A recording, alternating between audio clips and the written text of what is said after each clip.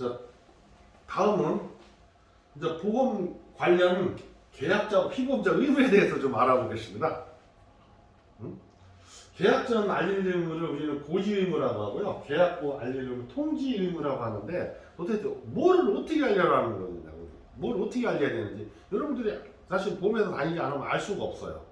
그래서 오늘은 그것에 대해서 여러분들이 많이 궁금해한다는 얘기를 들어서 제가 그걸 준비를 해왔습니다.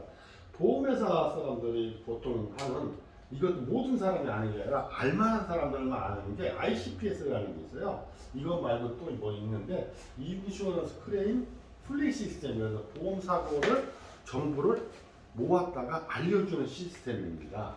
그래서 여러분들이 병원 갔다 온 것은 알 수가 없지만 보험금과 청구된 것에 대해서는 알 수가 있어요. 그래서 보험 계약이나 보험금 지급될 때는 요거를 확인해 봅니다. 그래서 여러분들이 보험금 탄 기록이 있다면 요거는 다 나온다 이렇게 생각하시면 됩니다. 그리고 의사 선생님 입장과 환자 입장이라고 해놨는데 주로 문제가 많이 되는 것들이 뭐 과음으로 인해 속쓰려서 병원 가면 역류성 식도염, 위궤양, 위증, 뭐 두통, 혈압 이런 것들이 많이 문제가 되는데 가장 그 중에 문제가 될 만한 것이 혈압과 위궤양입니다. 만약에 병원에 갔는데 의사 입장에서 여러분들이 그 혈압, 누구나 가면 혈압부터 재잖아요. 그럼 재는데 혈압이 높아. 그러면 많이 높으면 좀 쉬었다가 5분 정도 안정 취하고 다시 재세요. 그러면 높아.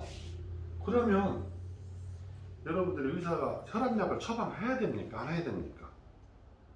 만약에 보통은 목욕탕만 갔다 와도 높고 긴장해도 혈압이 높아지는 건데 그날만 일시적으로 높았는데 어쩌면 의사가 처방을 안 하면 문제가 되면 의사는 의사배상이 문제가 생기죠. 그러니까 처방을 할 수밖에 없는 거예요. 그러면 또 한편으로는 단골이 되기도 하고 역류성 식도염이라고 많이 나옵니다. 속쓰림, 뭐 위궤양 이런 게 나오면 술 마시면 위에 약간씩 흐렸어요. 그 다음에 위장약을 처방을 하죠. 그러면 알려야 되는 의무의 계약 전 알릴 의무에 해당이 되는 겁니다. 요게 이제 가장 논란이 많이 될 수 있는 내용들입니다. 그리고 혈압약은 한번 먹기 시작하면 계속 먹어야 된다는 속성이 있어요. 그래서 상당히 어렵습니다. 이거는. 그래서 이거 주의해야 될 내용들이고 구체적인 얘기는 한번 더 보도록 할게요. 그래서 어떤 거를 물어보느냐, 이런 것들을 요게 청약서에 있는 내용들을 적어놓은 겁니다. 최근 3개월 이내에 의사로부터 진찰 검사를 통해서 다음 같은 의료세시 행위를 받은 사실이 있느냐, 질병을 확정 진단 받았거나 의심소견이 있거나 치료나 입원 수술 이런 것들 약을 먹은 적 있느냐, 있으면 고지해라. 그러면 계약을 받을지 안 받을지 보험회사가 판단하겠다는 겁니다. 그 다음에 혈압 강화제 이런 거 먹고 있느냐 이런 걸 물어보는 거고요. 3개월 이내 1년 이내에 검사를 통해서 재검사를 뭐 받은 적이 있느냐, 5년 이내에 입원이나 수술 또는 7일 이상 계속 치료를 받았느냐, 30일 이상 투약을 했느냐, 점점 중한 쪽으로 가는 것을 물어보게 되죠. 그다음에 10대 질병 이런 것을 진찰 또는 검사를 통해서 의료회계를 받은 적이 있느냐 이런 걸 물어봅니다. 이게 중요한 거, 암, 백혈병, 중독에 엄청 중요한 것 이런 것들을 물어보게 되죠. 한 회사별로 물어보는 게 조금 다를 수 있고요. 이거는 어느 보험회사 거를 제가 다운을 받아서 정리한 겁니다. 그럼 뭐 치과 치료 받은 적이 있느냐, 뭐 치질 질환 있느냐 이런 것도 물어보고, 정신질환 이런 것도 물어보고 여러 가지가 물어봅니다. 그리고 이제 직업이 뭐냐고 물어보고 되고요. 운전을 하느냐 안 하느냐. 직업이 병에 걸리는 것은 사실은 잘 먹고 잘 살거나 여유가 있는 사람은 솔직히 병에 좀 덜 걸리는 편입니다. 건강관리를 잘하기 때문에. 그러나 보험료는 의사나 우리 학생이나 누구나 질병에 관련되는 보험료는 같습니다. 그런데 직업에 따라서는 상당히 다르죠. 아니 건설 현장에서 위험한 데가 일하는 사람은 상당히 보험료를 비싸게 받아야 되고, 저 사무실에서 있는 사람들은 싸게 받아야 됩니다. 근데 직업을 물어보게 되고 운전을 하느냐 안 하느냐에 따라서 위험도가 달라지기 때문에 그걸 또 물어봅니다. 또 하나는 이런 거 전동 킥보드나 의료용 스쿠터 뭐 이런 것들을 지속적으로 사용하느냐, 개인의 이동장치, 요새는 이걸 또 물어보게 됩니다. 이거 안 했을 때는 어떤 문제가 결과가 되느냐는 이따 또 보도록 하고요. 취미를 물어봅니다. 취미도 어떤 것들? 위험한 것들을 즐기느냐. 여러분들 중에 스쿠버 다이빙 하시는 분 계세요? 이런 분들은 문제가 될 수가 있죠. 행글라이딩, 패러글라이딩 이런 위험한 취미를 갖고 반복적으로 하느냐. 여기서 중요한 것은 애매합니다. 반복적으로 자주 반복적으로 하느냐, 관련 자격증을 가지고 있느냐. 제가 어쩌다가 놀러 가서 제천 가서 패러글라이딩을 했어요. 그러면 저는 고지 위반에 해당되지는 않는다는 얘기죠. 왜? 처음으로 해보고 자주 하거나 반복적으로 하지 않았으니까. 근데 두 번 했으면 반복인가요? 반복이죠. 그런 것들. 근데 자격증이 있냐? 그런 건 없죠. 그래서 어떻게 말하느냐에 따라서 많이 달라집니다. 그래서 자주 하느냐, 반복적으로 하느냐를 가지고 따집니다. 이런 거가 있으면 보험을 안 받겠다. 이런 것들을 고지하지 했으면 이로 인해 사고 나면 보상을 안 해주겠다. 이렇게 할 수도 있다라는 얘기죠. 부업이나 계절적으로 종사하고 있는 이런 것도 물어보고 앞으로 해외 나갈 거냐, 뭐 등반 전문 등반 할 거냐 이런 것도 얘기해주고 월소득을 또 이런 것도 물어봅니다. 보험료를 전에 사고가 있었는데 한 월급을 200만 원 받는 사람이 보험료를 한 250만 원을 도치를 들고 사람을 죽인 경우가 있죠. 보험 수입자는 자기 앞으로 해놓고. 그래서 이런 거 혹시 해서 물어봅니다. 음주를 자주 하느냐. 술 많이 먹으면 아무래도 위험하죠. 그래서 이런 것도 물어보고 흡연 얼마나 하느냐, BMI 몸무게와 키하고 건강관리 잘 하느냐 이런 것도 물어보고 합니다. 그래서 계약 전 알리는 의무를 위반했을 때 그때는 어떻게 하느냐. 보험계약을 해지시킬 수 있어요. 보험 청약시 회사 요구에 의해서 작성하는 질문표는 이거는 중요한 사항으로 여깁니다. 그래서 이것을 어겼다고 판단되면 고지 위반으로 해지를 계약을 전문적으로 나가리 시킬 수 있다 이겁니다. 그리고 계약 후 알리려면 계약 후에는 알려야 되는데 어떤 것들이냐. 위험이 변경되어 보험료의 변동 요인이 생길 수 있는 것. 이런 부분들은 보험회사에 통지를 해야 된다는 겁니다. 그래서 직업이나 직무, 운전 목적, 용도 변경 등 이런 것이 바뀌면 위험이 증가됐기 때문에 이걸 알려야 된다는 거고요. 연락처, 주소 변경은 꼭 알려줘야 돼요. 여러분들이 보험료를 혹시 자동이체로 해놨는데 나 빠져나가서 안 빠져나갔으면 안 빠졌습니다. 연락해 줘야 되고 중간에 어떤 특별한 사항이 있으면 연락해 줘야 되는데 연락 안 해주면 알려주면 계약이 실효된지도 모르죠. 특히 오랫동안 치매보험 같은 경우가 문제입니다. 치매 걸린 사람은 더군다나 알 수가 없죠. 그래서 치매보험 같은 경우를 부모님 걸 계약을 한다면 계약자를 누구를 해놓는 게 좋아요? 본인으로 아들, 딸로 해놓는 게 좋지. 그래야 문제가 됐을 때 연락을 내가 받는데 아버지가 연락을 한테 맨날 해도 치매 걸린 아버지가 연락을 할 수가 없죠. 그래서 특히 치매보험 같은 것은 자녀로 계약자를 해서 연락이 될 수 있도록 해놓는 것이 좋다 이렇게 말씀드릴 수 있습니다. 위험 변경 절차를 이렇게 뭐 생길 때마다 알려주면 됩니다. 그럼 보험에서 전산으로 정리를 해놓는 거죠.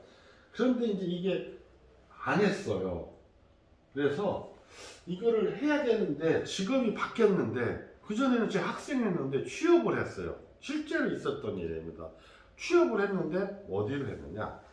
음식점에 주방에 일을 하는 사람을 했어요. 그럼 학생 때는 1급입니다. 제일 안전한 사람 1급, 두 번째가 2급, 3급 세 가지로 나누는데 주방에서 일을 하는 사람은 칼을 다루거나 또 물기가 있는 데를 다니거나 또 불을 약간씩 만지기 때문에 중간 정도 위험하다 판단을 합니다. 직업이 바뀌었잖아요. 학생 때는 만약에 보험료를 똑같이 10,000원을 냈다면 이때는 20,000원을 내야 된다면 그 보험료를 비율로 해서 삭감 보상을 깎는다 이 얘기입니다. 그래서 100만 원 나가야 될 것을 50만 원만 내보낸다. 그러니 고지할 거를 직업이 변경됐으면 알려줘서 거기에 맞춰서 돈을 내야 된다. 그 얘기입니다. 그래서 알리는 위반 효과는 그런 거고요.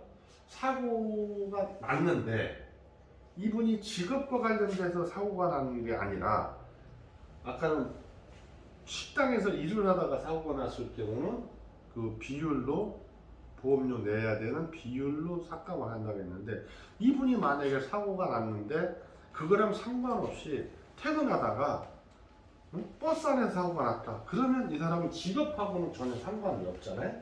이러면 보험료를 그대로 지급해준다. 또 아까 고지 의무가 했는데 제가 좀 혈압이 있었어요. 그런데 혈압과 전혀 상관없이 족구를 하다가 다쳤어요. 그러면 이거는 혈압하고 내 다친 거랑은 상관이 없다고 볼 수 있죠. 또 내가 위궤양이 있어서 약을 먹었어요. 그런데 고지하지 않았어요. 그런데 제가 전혀 상관없이 위에 관련된 암이 아니라 다른 암에 걸렸다. 갑상선암이나 걸렸다, 전립선암 걸렸다. 그러면 이 두 개가 상관이 없으면 보험금을 지급을 해드린다 이런 겁니다. 그래서 그 계약할 때 보험회사가 당신한테 이 보험료를 받을지 말지 계약을 할지 말지를 알아보는 그런 것이 계약 전 알림이고 계약한 다음에는 뭐가 상황이 바뀌어서 보험료를 더 받거나 또는 너무 위험하니까 우리는 이 계약을 안 하겠습니다, 더 유지 안 하겠습니다 말할 수 있을 정도로 위험이 변경된 것을 알려라 라는 게 계약후 알리는 의무입니다. 그래서 그거를 근거로 해서 보험회사가 보험료를 받겠다 이런 뜻이 되는 거죠. 자, 다음은 그러면 계약자는 또 조금 약하지요. 보험회사는 뭐 맨날 전문가들이고 이러면 우리는 개인이잖아요. 그래서 계약을 보호하는 제도가 있는데 여러 가지가 있는데 첫 번째로 청약 철회 제도가 있어요. 계약을 했는데 뭐 잘 못한 것 같아. 개인입니다. 회사 하나를 아니고 개인 보험인 경우. 그러면 저는 이거 하다 보니까 잘못된 것 같다. 그러면 바로 증권을 받은 날 15일 이내에 그렇지 않으면 3개월 이내, 1개월 이내에 바로 그냥 나 계약 안 하겠습니다 하고 할 수 있는 청약 철회 제도가 있어요. 그래서 그냥 안 하고 싶으면 그냥 한 달 이내 증권을 받은 날부터 15일 이내에 그냥 안 한다고 하면 됩니다. 두 번째로는 계약 품질 보증 제도가 있어요. 요거는 뭐냐면 보험회사 직원이 잘못했을 때 어떤 거냐, 약관이나 청약서 부본을 주지 않거나 약관의 주요 내용을 설명하지 않았거나 계약 체결 시 자필 서명을 여러분들이 하지 않았으면 이 계약은 나가리 취소를 할 수가 있습니다. 이거는 대신 3개월 이내에 취소를 할 수가 있어요. 요거는 아까 30일 이내에 그 청약 철회를 해서 없었던 걸 할 수 있다고 했죠. 청약일로부터 15일, 증권을 받은 날로부터는 15일 이내에는 할 수가 있고, 요거는 3개월 이내에 계약을 취소할 수 있습니다. 그러면 당연히 보험료는 다 돌려받게 되는 겁니다. 또 하나는 우리나라는 참 좋은 나라입니다. 그 뭐 준거주의, 열거주의 이런 게 있는데 우리나라는 실질적 감독주의를 택하고 있어요. 그래서 금융 소비자보호법도 생겼는데 뭐냐면 나라에서 특히 금융감독원이나 금융위원회에서 보험회사를 잘 감독을 하고 이렇게 해서 함부로 계약자들을 대하지 못하도록 그렇게 하고 있습니다. 그래서 특히 이번에 생긴 금융소비자보호법이라고 하는 금소법이라고 하는 게 생겨서 금융소비자들을 보호하는 이런 제도를 만들었습니다. 법을. 그래서 이렇게 6가지 원칙이 있는데 보험회사 이걸 잘못하면 5년 동안은 여러분들이 다 취소시키고 돈을 다 돌려받을 수 있는 이런 법을 만들었어요. 나라에서 여러분들의 그 계약자들을 많이 보호하는 제도가 있는 겁니다. 자, 어떤 절차로 이제 보상이 이루어지나 요거는 좀 안 맞는 것 같다, 제목이. 응? 어떤 절차로 이루어지는지 이렇게 이제 뭐 고지 의무 위반이 있는지 없는지 조사를 하게 되지요. 그런데 이제 보험금은 사고가 나거나 다치거나 뭐 그런 거에서 돈을 보상을 받아야 되죠. 근데 요 내용은 뭐냐면 요거 제 건데요. 제가 이제 청구를 이렇게 했습니다. 청구서에 작성을 했어요. 그래서 총 42장 정도 나오고 이철순이라고 나오죠. 2014년 뭐 9월에 이제 있었고 신방대동 I-48이라는 말도 나오고 이렇게 작성을 해서 팩스를 넣거나 요새는 핸드폰 앱 어플에다가 입력을 시키죠. 그 중에 청구 서류가 여러 가지가 들어가겠죠. 그 중에 치료비가 총 발생이 1,500만 원이 발생했습니다. 환자 부담은 260만 원. 그런데 이미 낸 거는 뭐 240만 원이었으니까 24만 원, 총 24만 원만 더 내고 퇴원하세요. 그렇죠? 그러니까 총 1,500만 원이 나온 것 중에 제가 낸 것은 256만 원만 낸다. 만약에 1,500만 내라 했으면 좀 힘들었을 거예요. 근데 260만 원만 내니까 좋죠. 그래서 우리나라 건강보험은 좋다. 근데 요거 또 전에 다 제가 실손 의료보험 들은 걸로 다 처리를 했습니다. 그래서 제 돈은 하나도 안 들어갔고요. 요 병에 걸렸다고 해서 아까 실손보험이라고 하는 진단자금 받는 거 이거 1,000만 원을 받았습니다. 요거는 제가 어디다 썼는지 돈이 다 없어졌습니다. 근데 요게 여러분들이 쉽게 접할 수 없는 제가 이제 이 보험에 다니면서 이런 조사 업무를 했었던 거를 제가 갖고 있는 걸 사진을 찍었는데요. 여러분들이 이제 조사가 이루어지는데 어떤 다 나가는 건 아닙니다. 그런데 짧은 기간에 보험을 든 1년도 안 됐는데 허리 디스크가 발생했다. 1년도 안 됐는데 암에 걸렸다. 이러면 좀 너무 빠르잖아요. 좀 이상하잖아요. 그렇죠? 그럼 1년도 안 됐는데 교통사고가 났다. 그건 있을 수 있잖아요. 네? 그런데 두 달밖에 안 됐는데 갑자기 무슨 혈압이 높아졌다든지 당뇨가 있다든지 이러면 문제가 있다. 그래서 이미 걸린 병이 있는지 아닌지를 확인하고 그걸 고지 의무가 있는지 없는지를 하고 확인하는 게 이제 이렇게 조사를 하게 됩니다.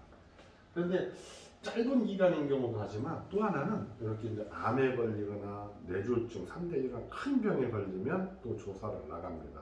왜냐하면 그런 병들은 앞으로 계속 치료가 계속 나가게 되잖아요. 그래서 요번에 딱 조사를 해놓고 다음번에는 그냥 소리만 들으면 돈이 나가는 절차를 거쳐야 되기 때문에 큰 병에 대해서는 실제로 그 사람이 살아있는 건지 맞는지 아픈지 어쩐지를 육안을 확인하기 위해서 나가는 거예요. 꼭 이렇게 해서 보험금을 안 주거나 깎으려고 나가는 것만은 아닙니다. 짧은 기간에 이렇게 병에 걸리신 분들은 나갈 수도 있지만 또 큰 병인 경우는 한번 확인해 놓고 한번 편하게 보험금을 지급해 주기 위해서 나가는 거죠. 그래서 사고가 나는 것도 그 직업에는 학생이라고 돼 있었는데 청구서에는 지금 보니까 나이가 30살이 됐어요. 30세가 되면 학생이 아닐 가능성이 있잖아요. 그런데 갑자기 다친 게 뭐 노동 현장에서 문제가 발생했다. 그러면 이건 안 맞잖아. 이건 이제 조사를 나가서 노동 현장에 일을 하는지 뭐 주방에서 일을 하는지를 확인한 다음에 거기에 맞춰서 보험금을 산정하는 게 이렇게 조사가 나가는 겁니다. 이게 아주 머리가 복잡한 겁니다. 그래서 이때 나가게 되면 어떤 거는 이제 논란의 여지가 있죠. 암이냐 아니냐, 경계성 종양이냐, 협심증이라고 하고 제가 진단을 받았죠. 그러면 이게 50%그 혈관이 50% 이상이 막혔을 때 요때 협심증으로 인정을 받는 겁니다. 이렇게 혈관이 있으면 이렇게 혈전이 쌓여요. 점점 이렇게 쌓여서 이게 꽉 막히면 이거는 이쪽에 근육이 괴사를 하겠죠. 그러면 이거는 심근경색이 발생합니다. 그래서 이제 심장 쪽으로 멈추는 거죠. 이게 심근경색이 되는 거고 피가 흐르긴 하는데 질질질 이렇게 흘러요. 이게 50% 이상이 막히면 이거는 우리가 보통 협심증이라고 하는 겁니다. 그래서 허혈성 심질에만 해당되지 심근경색이 되지 않는 겁니다. 이거 조금 더 얘기를 나중에 하게 될 거예요. 그러면 논란이 의사가 진단서 여러 가지 서류를 했는데 49%라고 딱 써놨어요. 그러면 협심증 치료비가 진단자금이 안 나가게 되는 겁니다. 그러면 여러분들 어떻게 해요? 뭐 49%를 왜 안 주니까 하고 이제 따지게 되겠죠? 그러면 좋다. 그러면 한번 다른 병원에 가보자. 가서 물어보자라고 하는 것이 이제 자문동의서.